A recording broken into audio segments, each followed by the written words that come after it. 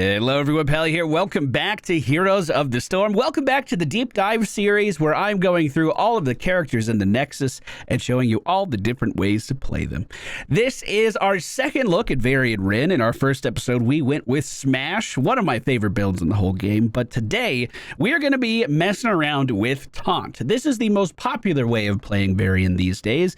He is extremely good on the front line, and all things considered, he's a pretty easy tank to get the hang of. You have a variety of ways to slow down your opponents, and then starting at level 4, you can keep them still so your team can really start to pile on the damage. If you guys enjoyed today's video, please be sure to hit that like button for us. We'll be back with more Varian very soon. Don't forget to check out the deep dive playlist in the video description if you want some more. All right, ladies and gentlemen, we find ourselves on Warhead Junction today. The friendly team, Varian, Chen, Falstad, isn't he dead? Lucio and Li Ming. The enemy team, Lunara, Turanda, Whisperinduru. Is that ground murder? Is that a damage murder? I forgot my own joke. Orphea and what the heck? Level 1, we're going for Lion's Maul. This is a Q quest. We hit enemies with our Q to increase the damage our Q does. This also increases the healing we receive. We slow enemies by 35% whenever we land our Q against them. We also slow enemies by 75% whenever we go in with our charge. So even without taking any tank talents so far, or I guess we technically did take one, I would consider. But even without our taunt, which we're going to unlock very soon, we are still able to slow down the enemy team by quite a substantial amount.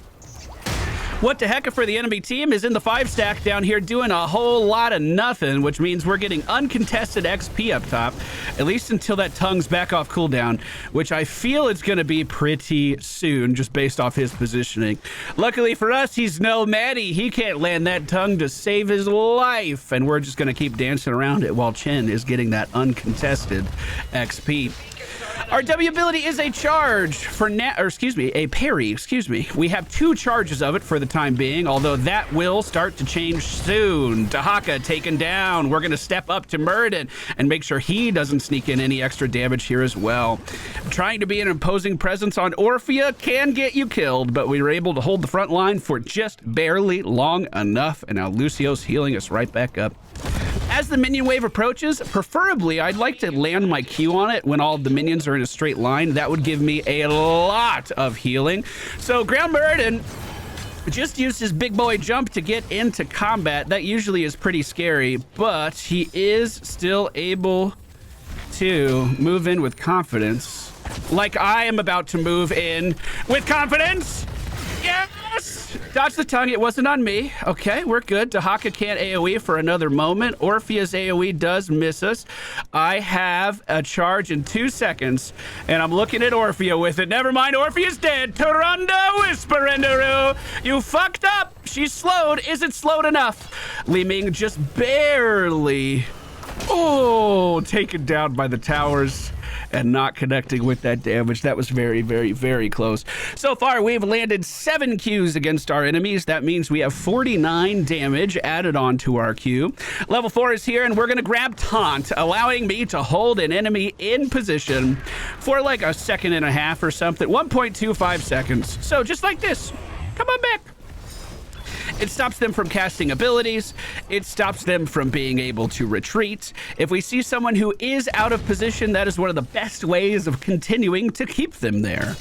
On top of that, we have Lucio, who can speed boost me into position. So if someone isn't even really out of position by normal standards, like this Orphea potentially, we can just capitalize on that mobility even more. Lucio was taken down at the objective from that Dahaka tongue. Lunara for the enemy team is actually their offlaner, which I am a bit surprised by. I do have Taunt moving up with it, but just stunned as it almost connected. Taranda's gonna have a hard time healing up those big boys. Speaking of which, let's go ahead and taunt her into hopefully a Li Ming orb. Li Ming just pounded into that burden for huge amounts of damage. We're going to use our Q on the wave and try to clear it. I completely fucking disagree. But luckily for me, I have 2 charges of my parry, and I know how to use them. Going back in there was a bit questionable. The enemy team is in charge of both objectives, and I am going to have to back for the time being just to get some of that health back. We're on 14 stacks of our Q. That's 98 damage added onto every single one, and it's important to mention that that's only an 8-second cooldown. Once we hit level 7, we're going to grab the upgrade for this, Lion Heart. Lion Fang's healing from heroes is increased by 75%, which is going to be a very big increase to our sustain. Tyrande, not able to keep Muradin alive, and definitely not able to walk out that way. If these guys aren't careful, they're going to be dragged back into the conflict as well. Lunar for the enemy team, however, is channeling top. So if Chen could get on that soon, that would be very good.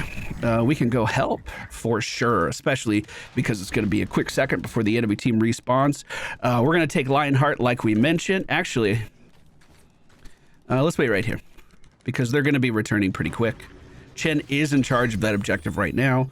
Falstad can fly down to us. I'm just keeping my camera right here. We're going to intervene if we see anyone step in, and no one stepped in. Chen and Falstad can very easily clear top, especially on the first wave. It's usually not that big of a deal, especially when we win the Zerg wave. The enemy team is doing something very interesting, though. They are going to try and push with that while Orphea defends. Let's go ahead and taunt Muradin into the Zerg wave, slow him down after as well. That taunt secured his death, no problem. Dahawking walking right through the Zerg wave, showing absolutely no respect to his brethren. You are a Zerg, you know how hard they can hit, but he does not care, just taking that damage. I have a charge in just 3 seconds, and I know who I want to use it on. Come here! Walk into the Zerg wave. There we go. That's enough damage from Falstad alone to finish that off. It looks like Li Ming may have been grabbed by the Dahakatug. I actually missed it at the top of the screen.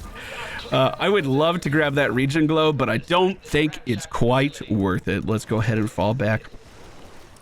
So we didn't quite get the building down, but it is very, very close. The Dahakatug does not connect. Muradin is in range of the towers, so if he's not careful, I can taunt him there and he will get shredded. We did manage to push back the minion wave pretty quickly. I'm not trying to get grabbed. She is, though. Q went out. I am trying to parry and walk it out. Oh, yeah, and Lucio with the healing that I need to stay alive. Maybe that was a little overly aggressive going in on Lunara, surrounded by 4 members of the enemy team. But you know, when I see the deer, I just want to feed. I can't turn it off. It doesn't matter if I'm playing the deer or not. It's time to eat. There's a mercenary camp above us. The friendly team is heading in for. We can tank this, no problem. Once we hit level 10, our tankiness is actually going to go up quite a lot. There's a talent that allows us to completely mitigate damage, protected, by the way, every time we press our W. But it is going to remove... Taunt is out. It is going to remove a charge of my W as well. So we're not able to spam it as much, but we effectively only have a 5-second cooldown. We get a little bit of cooldown reduction here. So it is a lot of damage mitigation. You do have to press the button at the right time, though.